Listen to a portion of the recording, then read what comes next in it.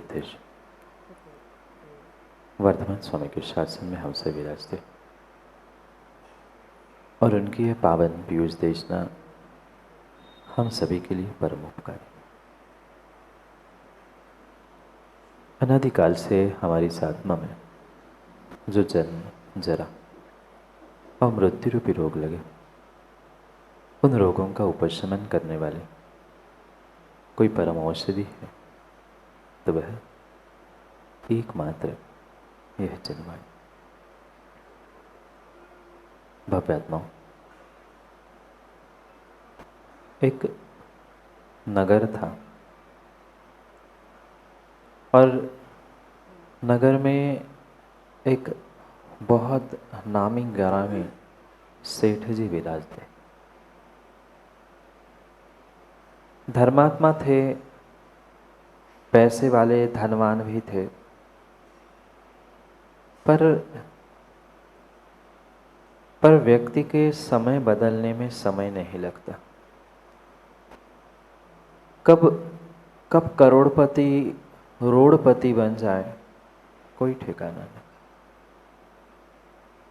किसी का समय कह के नहीं आता। ऐसा ही कुछ उन सेठ जी के साथ हुआ। बहुत पैसे वाले थे, कई सारी फैक्ट्रियां, कई सारे दुकान और कई बड़ा कारोबार उनका था। पता नहीं पिछले कुछ कर्म का ऐसा नियोग था, तीव्र कर्म उदय में आया और एक के बाद एक कुछ ऐसी घटनाएं उनके जीवन में घटने लगी कि उनका धर्म से, जीवन से विश्वास सा उठने लगा। क्या करे, जब पाप उदय में आता है तब फिर पाटुदी जी किसी के रोके नहीं रुकता, किसी के रोके नहीं रुकता।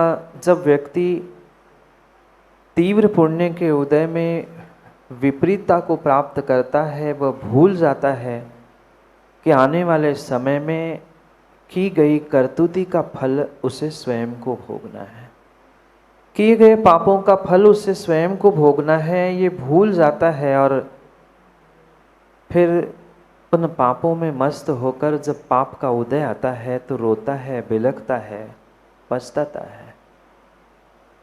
पर बाद में पछताने से हाथ में कुछ नहीं बचता। सेठ जी के भी दिन बदल गए। करोड़ों की जायदाद, करोड़ों की क्या अरबों की कह दो सो कम। जिस गली मोहल्ले से निकले वहां कहीं ना कहीं कोई छोटी बड़ी दुकान, जिस औद्योगिक क्षेत्र में जाए वहाँ बहुत बड़ा कारखाना, बहुत बड़ी फैक्ट्री, सब क्षेत्र उनके नाम से पहचाने जाते थे। पर पाप का ऐसा उदय आया कि एक करते हुए उनकी फैक्ट्रियां समाप्त होती लगी। कहीं आग लगी, कहीं रेड पड़ी, कहीं चोरियां होने लगी। जब पुण्य भी उदय में आता है, ऐसा कहते हैं जब भगवान देता है तो छप्पर फाड़ के देता है, छप्पर फाड़ के देता है। और फिर जब लेने का समय आता है, लेने का भी समय आता है तो छप्पर नहीं, भूमि फाड़ के लेके चला जाता है। जीवन के साथ भी यही है, जिंदगी के भी साथ यही है। जब तक हमें जीवन से, जिंदगी से बहुत कुछ मिल रहा है, हम लेने का प्रयास कर दे, क्योंकि विश्वास मानना जिंदगी समाप्त होने पर जब जिंदगी लेने लगती है तब तुम्हारी सांसें भी जिंदगी लेके चली जाती है।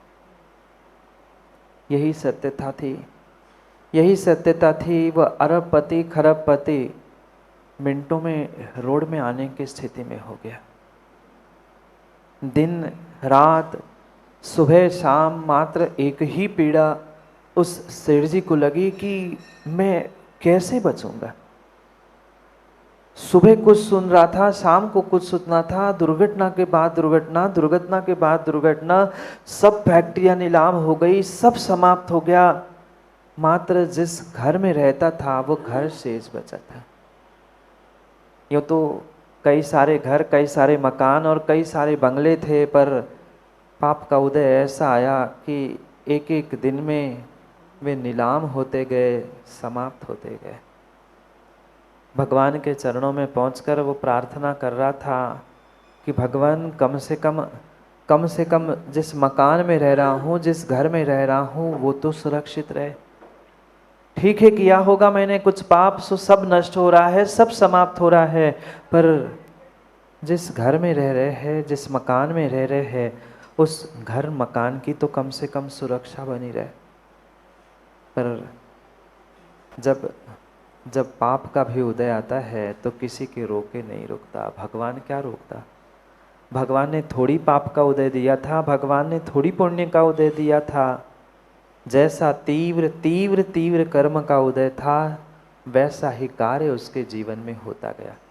और ये सत्य समझना, जब तीव्र पाप का उदय होता है, पीके जैन साहब, आपका पुण्य कार्य भी फलीभूत नहीं होता।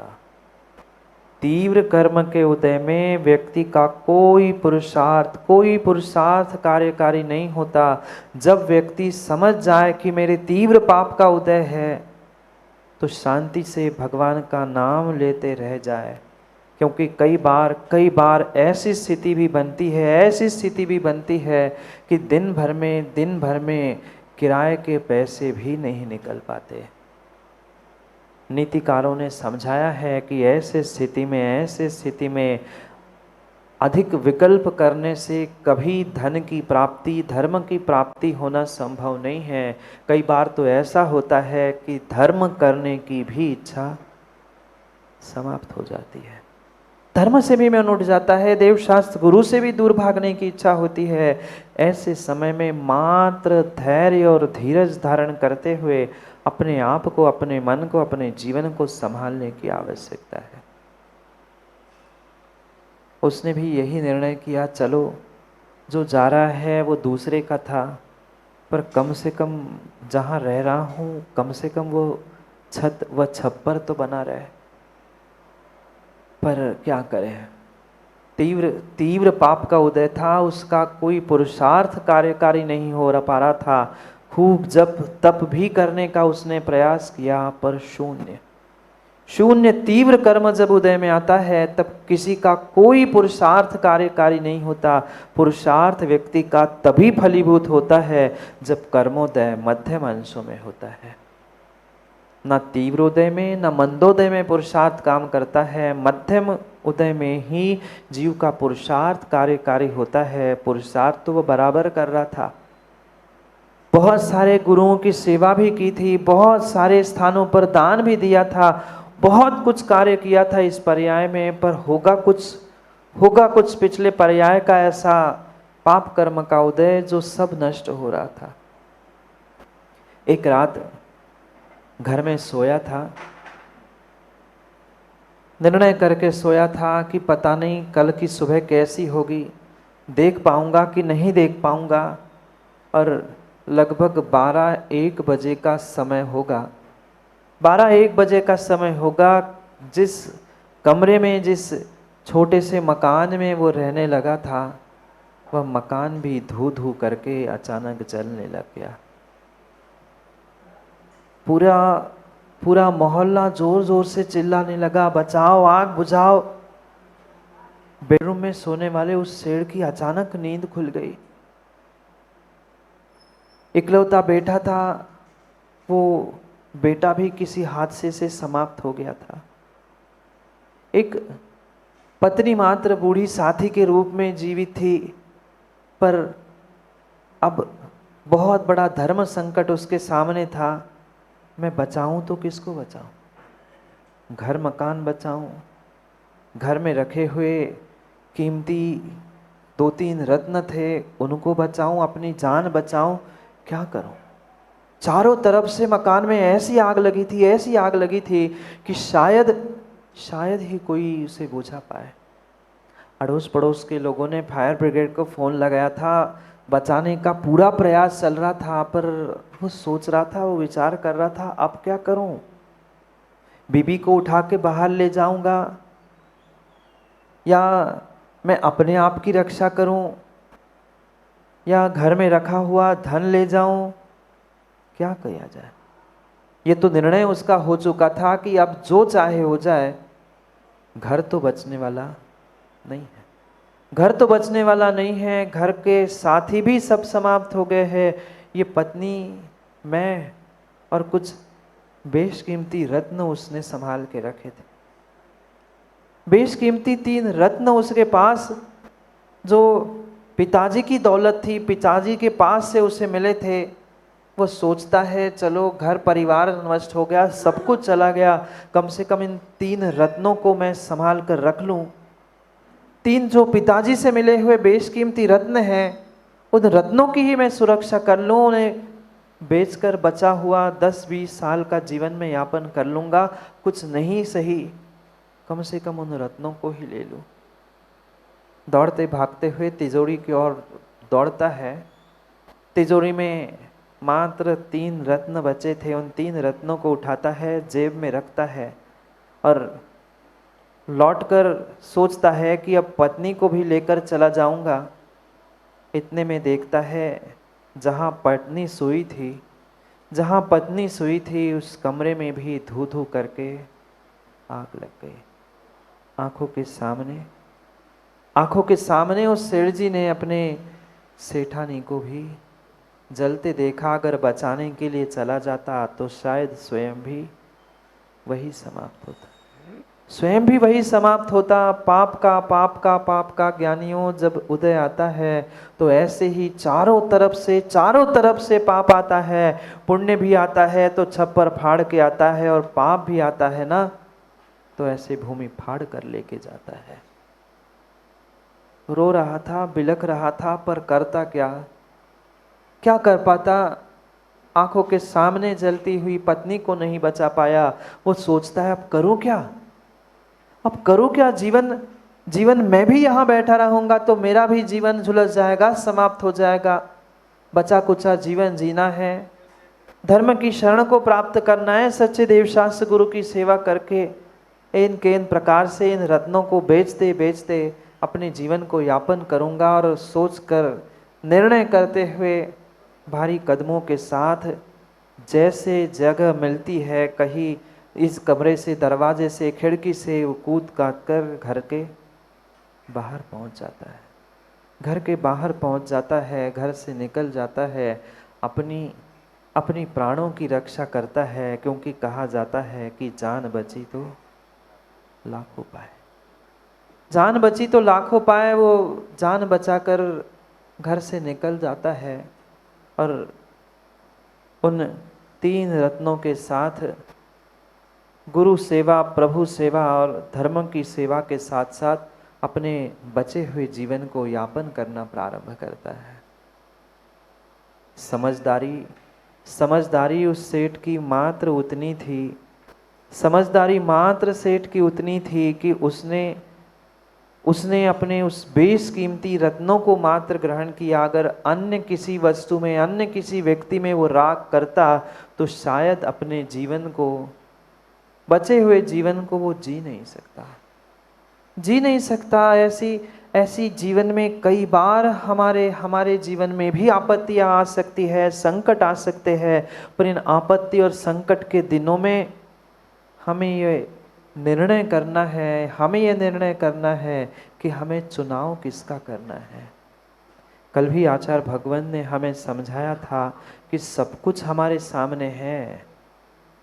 हमारे सामने है, बस हमारे निर्णय करने की देरी है कि हमें कब, कहाँ, क्या करना है। ये विवेक मुझे जागृत करना है, ये भीतर की शक्ति को मुझे जागृत करना है। इस संसार में ऐसी कौन सी वस्तु है जो नष्ट नहीं होगी? कौन सी वस्तु है? प्रत्येक वस्तु संसार में जो उत्पन्न हुई है वह नष्ट होनी है। प्रत्येक वस्तु संसार में जो उत्पन्न हुई है वह नष्ट होनी है। आचार्य भगवान कहते हैं, जम किंच विपन्नो तस्य विनाशेन हवदि नियमेन। नियम से जो इस संसार में उत्पन्न हुआ है वह सब कुछ नष्ट होने वाला है। क्या रहेगा बरकरार? रहा कुछ आज तक? नहीं। 84 खंड का महल, जिस महल में रहने वाला वह चक्रवर्ती 6 खंड का भूमि का 6 खंड के भूमि का अधिपति था, चक्रवर्ती बचा? चक्रवर्ती बचा? चक्रवर्ती का 84 खंड का महल बचा? कुछ नहीं बचा। जम किंच विपन्नो, जो जो उत्पन्न होता है नियम से नियम से नियम से, तस्य विनाशेण हवदि नियमेण, नियम से उसका विनाश होता ही होता है। क्योंकि संसार में कुछ भी स्थिर नहीं है, कुछ भी शाश्वत नहीं है। पर फिर भी आज का इंसान पागलों के भांति धन, वैभव, मान और महल, पता नहीं किन किन विषयों की सुरक्षा करने के लिए दौड़ रहा है। कर पाओगे ना मां सुरक्षा? कर पाओगे ना मां सुरक्षा? कितनों की सुरक्षा कर पाएंगे? किसी की सुरक्षा नहीं हो सकती, किसी की सुरक्षा नहीं हो सकती। जो धन, वैभव, ये जो कुछ भी साधन हमें मिले हैं, ज्ञानियों ध्यान रखना, ध्यान रखना, ध्यान रखना, इन किसी की भी सुरक्षा आप कर ही नहीं सकते। क्योंकि जो संसार में आया है, जो वस्तु संसार में बनी है, उसका समाप्त होना, नष्ट होना ये तय है। क्योंकि सिद्धांत, उत्पाद, व्यय और द्रव्य का समझने की आवश्यकता है। द्रव्य होने पर भी पर्याय की दृष्टि से कुछ भी इस संसार में शाश्वत नहीं रह सकता। रहा क्या आज तक? नहीं रहा, नहीं रहा। जैसे जैसे जैसे बचपन में आप थे, क्या वैसे आज बचे? बचे? नहीं बचे। क्या खाने पीने के लिए कुछ कमी थी? शरीर को खिलाने पिलाने में कुछ कमी की? नहीं की। सब कुछ बराबर मिला, सब कुछ बराबर मिला। दूध, घी, सभी पदार्थ हमें पर्याप्त मिले। पर फिर भी हम अपने पर्याय को पूर्ण रूप से बचा पाए? पर्याय के परिणमन को रोक पाए? नहीं रोक पाए, नहीं रोक पाए। ये ध्यान रखना। इस मनुष्य पर्याय और मात्र मनुष्य पर्याय में नहीं, प्रत्येक पर्याय में, प्रत्येक जीवन में जो कुछ भी मुझे बाहर से मिला है, वो सब कुछ नष्ट ही होने वाला है। सब कुछ नष्ट होने वाला है। सबको कहीं ना कहीं, कभी ना कभी मरना है। जो निर्जीव वस्तु है वो अपने आप से नष्ट होकर समाप्त हो जाएगी, और जो सजीव वस्तु है वह भी आयु पूर्ण करके समाप्त होने वाली ही है। नहीं जानते? भगवान को कई बार माताओं सुनाया होगा ना, 12 भावना में राजा राणा